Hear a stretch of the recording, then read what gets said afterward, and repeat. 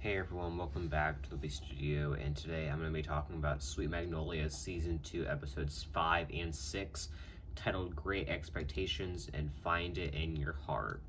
Two solid episodes, I gotta say. I don't think I liked them as much as Episodes 3 and 4, but they were still pretty good, just building episodes and getting things ready for our final episodes of the season, because after this we have 4 more left, already over halfway through. So, let's go ahead and start out with episode 5.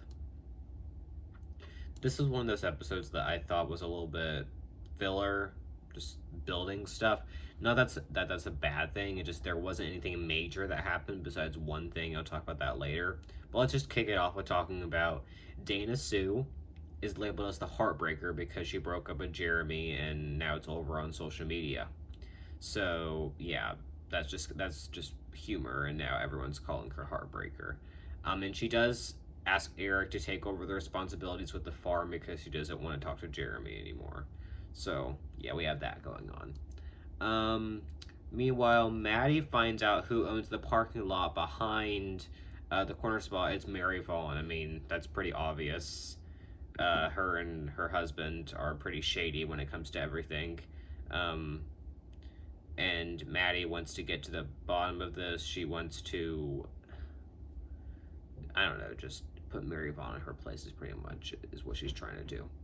Um, so we also have going on that Bill is going to be moving to Castlewood. He's taking a job further away, but Kyle doesn't take it well because Bill hasn't really been there for Kyle as he's going through all of this, which is fair on Kyle's part to be mad. Bill just he's always complaining and being like, "Oh, I didn't think the kids will want me there." Of course they're gonna want you there. You're their dad. You can't use Maddie as an excuse to, or they don't want me to be there. Of course they want you to be there. Stop being so dumb. He's just not likable. That's the thing. And meanwhile, Ty and Cece are still seeming to go strong as a couple. Ty is trying to figure out something to do other than baseball for the summer. His dreams are going to squash, so he decides to start reading George Washington. Well, David Mc... I don't even remember his name, but from 1776. He's going to be reading that with Cal. So, yeah, we had that going on. Good for Ty for jumping into something new, and Cece telling him there's so much more to you than the game. That was sweet. I guess they're cute together. I mean, I think he obviously still likes Annie. We'll just have to wait and see what happens with this. I think after next episode we have a better idea of what's going to happen. So we also get the big reveal that Peggy Martin is Isaac's birth mother. Not super shocking. I mean, I don't know. I was kind of guessing it since last season that would be her. But yeah, big reveal, I guess. She pretty much runs out though and doesn't talk to Isaac, and Isaac's even more upset. That poor kid. I'm sure Peggy just had a lot going through her mind. Maybe she could have handled that better. And then we also have Nori Moves In with Isaac. What will this lead to something romantic? I don't think so. I mean, she's literally already having a baby, and Isaac just is too young. I think. I mean, not that he's that much younger than her. Just I just don't think that would be the best. But yeah, we have that. And then we have the Magnolias, the three of them. They have a town council meeting at the spa, where pretty much they're all talking about things that they want to be fixed in the town, like potholes and leaks and stuff like that, and how they want to do better by it and go against Trent and Mary Vaughn and what they're doing. So at least everyone's coming together to decide that the current mayor isn't what's best for the town. So that's good. No real progress. I mean, it was kind of nice to see everyone coming together, but okay. So we also have Helen and Eric hold hands for a moment, so you can definitely tell things are heading into a romantic direction with them. That's a good thing for sure. Maddie and Cal confess their love for each other. That was really sweet. I like them.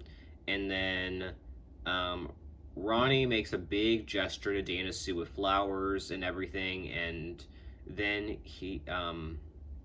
he fixes all the repairs in the house. He repairs everything to make her happy, and then he tells her that he can't fix the ways that he damaged their home, but the least he can do is fix their house, and then it ends with them making out. So, yeah, at least Jeremy is not in the picture, so we can actually kind of root for them without Dana Sue just playing another guy. Overall, not I don't know, just nothing major happened, but we're at the halfway point, and like, I did like the moments between Helen, Eric, and Maddie and Cal, as well as uh, Ty and Cece and everything. And the other thing is Jackson and Annie are starting to flirt a little bit. So we'll just have to wait and see where that goes. He does apologize for what he's done in the past and taking advantage of her. So that was a good thing. So let's move on to episode 6, titled Find It in Your Heart. So let's kick it off. So Noreen wants to visit Kyle. Maddie reluctantly allows her to. And then Maddie and Noreen surprisingly hit it off about something. Like they just have same memories of something. And Noreen apologizes to Maddie. And that was definitely good. I'm glad she had the courage to do that. I think it takes a lot of strength, and Noreen did say that she knew better than to get involved with Bill, and she said her parents taught her the difference between right and wrong, and being with another woman's husband is wrong. So, I'm glad that she recognizes what she did. I feel like so much blame is put on Bill, and it's nice that Noreen's also accepting her mistakes. So, and Maddie is trying to figure out if she should apologize, if she should forgive Noreen, or not. So, at least she hears it, and I'm hoping that maybe they can't be friends, but they can at least move in the right direction in the future. And I'm glad she had the courage to step up and apologize. Pretty much also, Kyle is struggling with physical therapy. He doesn't want to go to it, it hurts too much. So Cal gives him some advice and says life is full of pain and he shouldn't take the easy way out because it'll spite him in the future, and he should just work at it harder because he'll regret it one day. So I'm glad Kyle's actually listening to someone instead of just pretending to hear it and then doing the exact opposite. I'm glad he's starting to show some maturity, and it looks like he's actually going to keep with physical therapy. So, and it's good that he's bonding with Cal, who could be his future stepfather. I think that's important too. So I'm finally starting to think Kyle's doing the right thing with sticking with doing the therapy instead of taking the easy way out. And Cal gave him some good advice too. So we have VBS now. Funny story here is that I went to VBS as a child. It was nowhere near like this. There was like one choice of snacks where there was so much here. I still have good memories. I'm glad they had a VBS setting for sure. So Jackson shows up and he's charming Annie the whole episode with an origami camera, and Ty is jealous, which proves that he still has feelings for Annie. It's more about that and less about his anger and disdain towards Jackson. And Cece points this out, and she rightfully walks away and says you're being too hung up over Jackson, and accuses him of being obsessed with Annie. And then she walks away. So it doesn't look too promising for them. I was really hoping they could work stuff out, but it's just heading into this direction. Are we gonna get a love triangle? It looks like Annie's gonna catch feelings for Ty again at some point. We don't know when, but I think Annie, Ty, and Jackson could be definitely the love triangle going forward, because I don't think Cece's gonna last much longer. Like, Ty hasn't been paying her enough attention this season really at all. Last episode was better, but we just don't know. Does he really like Cece, or is he just using it to feel better about himself and the fact that Annie's taken? Because Annie and Jackson then kiss at the end of the episode. I'm glad they are able to star. I do think Jackson's being genuine. Like, I think he's actually trying to change, and I'm glad that he can turn to Annie and help do so. So yeah, I really like that. We also have going on that there's this little storyline with this kid named Austin Fletcher who wants Dino Nuggets. At first, I thought this was like the most annoying kid ever. Literally, the duck song. I'm not going to sing it. But it reminded me so much of that. But we soon find out that this kid is so used to Dino Nuggets, and that's probably just what he gets at home, apparently, because the parents are so busy. Um, and Ronnie knows this because I guess he's worked for Austin's dad before.